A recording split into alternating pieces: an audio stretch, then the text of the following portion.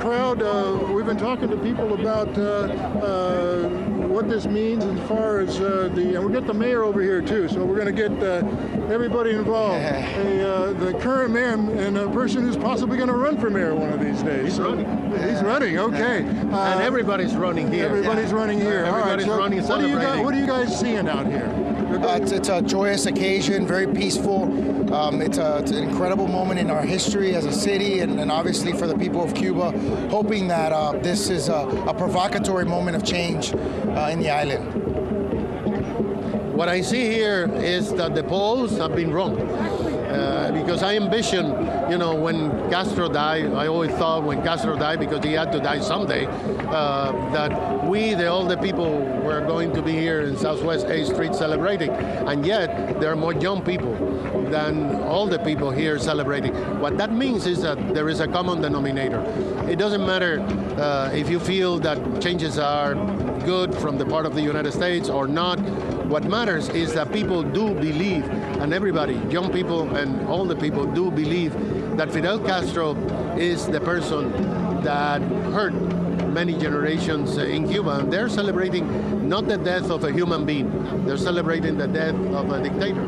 You were involved in the anti-Castro movement in a lot of different levels over the years. Absolutely. Was he the guy really pulling the strings right to the day he died? Absolutely. I think that Raúl Castro has been governing on the shadow of Fidel Castro, and the fact is that even if when Fidel Castro was sick and very sick, he was always pulled out and shown on a picture, on a TV video, so that the people of the world in Cuba know, oh, he's still alive.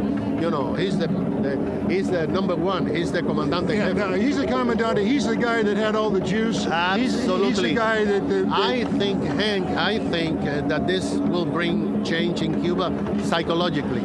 The group in the government in Cuba, it's going to realize that Castro don't live forever. All right, the colonels, the people in the bureaucracy, they're afraid. They're afraid, but they're at home tonight, or if they're at home, they're thinking, okay, what does this mean for me? What do I make a move? Do I not make a move? And I think that it's important. I think that what happened on Friday night in Cuba, it's an important event in the recent history of Cuba, because it does make people think about their future. Until now, Fidel was alive, even if he was out of power or not, but he was alive and Raúl was there. But now it's uncertainty. And I think that we're going to see changes in Cuba and the behavior of the people in government. You do, okay. So it's going to be the younger generation that's going to be talking back and forth, and that's him, What's your advice? And then I'm going to talk. My advice is respect the different communities in the city of Miami. If the Cuban community wants to celebrate, we have to accommodate. If the Haitian community wants to celebrate or protest, we have to respect. That's why Miami is what it is. We respect all the communities that we have. We accommodate. If there is a march against something, we would just accommodate. We don't arrest people. We accommodate people, because this is a city that is very diverse, and that's the message that we want to send to the people of Miami. It would be inconvenient for many people this Saturday to drive through the streets of Miami. We're sorry, but we have to respect. No, you're not. No, I'm not. Right, you're right. I'm not. Mayor, thank you very much. You're welcome. And we're going to talk to Francis here for a little bit, right. And have a good night. Okay, so the younger generation, that's what I'm hearing. Right. People are just absolutely convinced that this crowd that's out here is the one that's going to be making the difference. Well, Hank, for me, it's a particularly interesting situation because my father was the first Cuban mayor of the history of the city of Miami, so I have the historical connection in Miami. for my generation, I've never been able to see Cuba. I've only seen Cuba distantly from planes.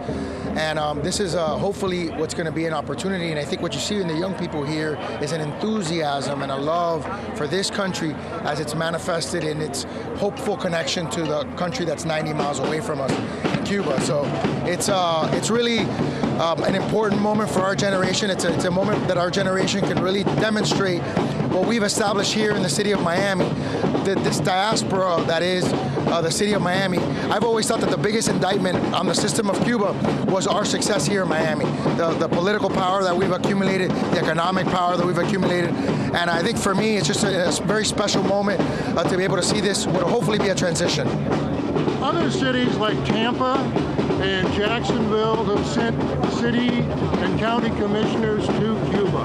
Is there a point in time, and I know this is a politically charged question, but is there a point in time when commissioners from Miami would go to Cuba?